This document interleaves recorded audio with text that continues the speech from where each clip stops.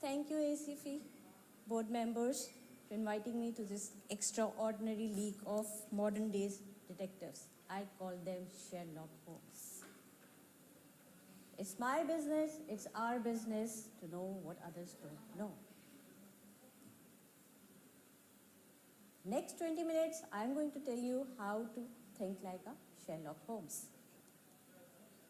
Number one, you see but you do not observe. That's the distinction.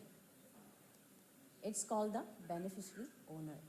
In today's corporate world, you see companies, shareholders, directors, business activities.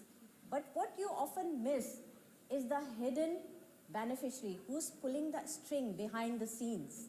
And here in compliance world, this becomes the critical point, and he's called the beneficial owner. Are you facing with a tangled web of companies where there is a mysterious person at the center of the point and he's controlling it, and he's the beneficial owner, and he controls 25% of those companies or legal entities, either equity, either directly or indirectly, or voting rights, or in capital. He's the person behind the scene. Verifying that beneficial owner, it's a daunting task. In public company limited, it's easy because they don't need disclosure requirements that much because everything is disclosed. In private companies with simple structure, that's also easy task. The task becomes difficult when there is a complex structure. In that place, there is a multi-layering of shell companies. They include family foundations, trust, various offshore vehicles. Now the point is, how would you know who is the ultimate beneficial owner? Here, you need to use Sherlock Holmes magnifying glass, that is our compliance programs. Following the trail, you will definitely find out who is the hidden player. If you can't do that, then sometimes you have to visually map out the connections between people, companies, and other entities. Phantom. Proving the presence. The question is the company truly exist where it says it is, or it is a ghost? It is a merely shadow, and there isn't any company. But if you look closely, it will reveal itself. How? Coming to case number 3, money laundering. It's crucial mistake to theorize before one has data. How did money laundering evaluated? It is said that Al Capone, who was the mafia drug leader, he was so brilliant that he's the only person who was published on the cover page of Time magazines. And he makes his illegitimate profits with legitimate profits, business. But that's not only the case with Al Capone. Smurfing. You know Smurfing. In 1980s, there was a cartoon hit, Smurfs. But in money laundering, this is a technique where the laundromat, what do they? They have a lot of money and they break it into small chunks. And how do they deposit it in the bank? That's the challenge because they cannot be detected by the authorities. So they use money mules. Who are the money mules? Any of you can be. It's a very normal trend. We are receiving on WhatsApp message these kind of scams and we ignore them. So who are the targets? Young people who are unexperienced, people with financial difficulties, people who are looking to make easy money. What happened with the culprit? Nothing. He disappears, and these young fellows, what happens? Their accounts are confiscated, blocked, or even they are arrested. But that's not all. The biggest horror is coming up. It was easier to know than to explain why I know. If you are asked to prove 2 plus 2 is 4, it might be difficult for you to prove it. But the fact is that you know that it's always before. That's the Sherlock Holmes. So are you confronted with a complex network of money laundering? If you follow the trail, it will lead to auditors, lawyers, real estate agents, and many more. Because money laundering is a complex process. It involves various offshore companies, shell companies, accountant, lawyer. Without them, it is impossible to do a money laundering on a large scale.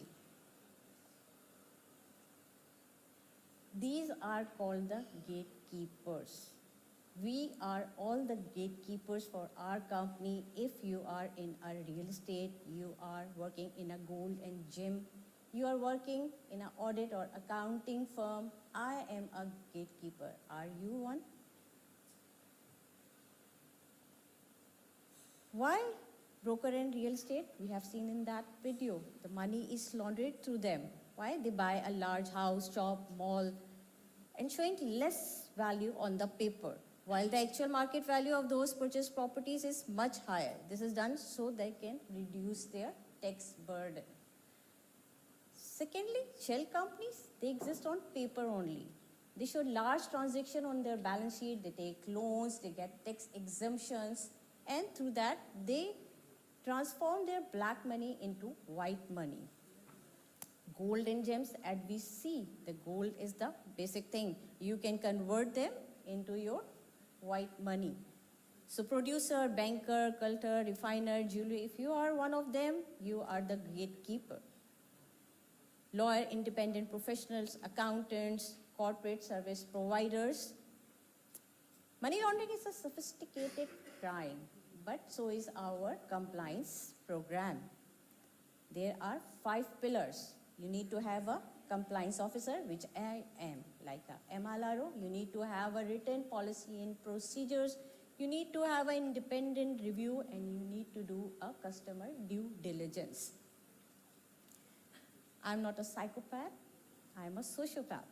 That's the difference. Who should be a MLRO? Anyone who has the authority in the company, who has access to the records, who can make judgments and decisions. He's the one who will be doing the risk assessment, policies and procedure drafting. He will be monitoring compliance, reporting to management, and reporting to authorities of STR and SAR. Policies and procedures, and now you know them, now it's time to apply them. How will you apply them? You need to examine every detail of the ledger. You must follow the trail. If you are designated non-financial business institutions, along with financial institutions, you need to be extra vigilant to prevent your company to being a machine of money laundering. Every transaction, every step should be monitored and tracked. Now, if you are not able to see it, then use the help of AI, which the previous panel has explained in very brief, Amal, including you. This is one of the examples which the previous panel has discussed in details.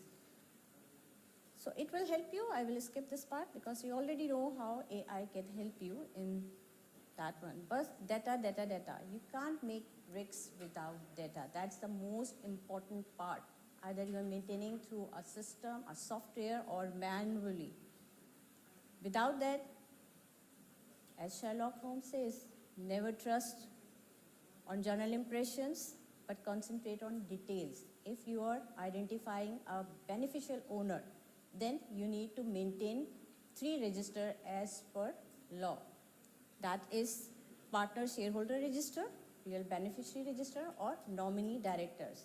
Money laundering are done through nominee directors. This is the area which is very risky because beneficial owners are hidden behind the nominee directors.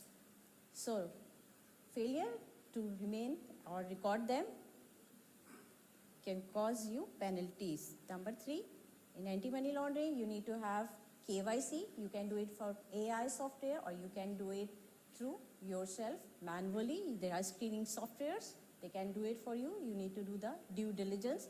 And there are 2 types of due diligence.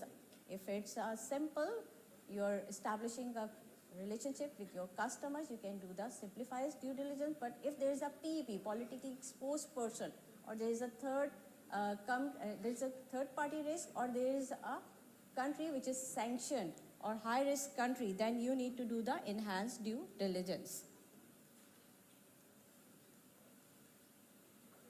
Lastly, training. Training is very important. Either it's in FinTech relating to technology or identifying the suspicious transaction. As Holmes would train Dr. Watson for detecting the art of investigation, you need to train your team with AI tools, how to detect the suspicious transaction. You need to monitor every trail.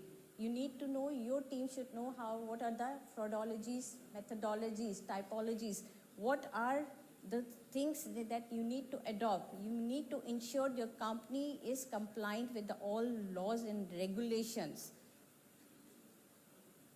When you need this AML training, everyone needs to have a training. Frequency will be determined by the MLRO. It involves permanent staff, temporary staff, new staff, and it is not an optional thing. It's a legal requirement to train your staff for the AML. What one man can invent, another can discover. That's the point. If you are not able to do that, you will face heavy penalty, criminal offense, reputational damage. What's the point of being clever if you can't prove it? That's the end. So much like Holmes' investigation, a case, compliance is an ongoing process, and you need to be vigilant. Every transaction, every register, every decision has to be scrutinized with precision and care.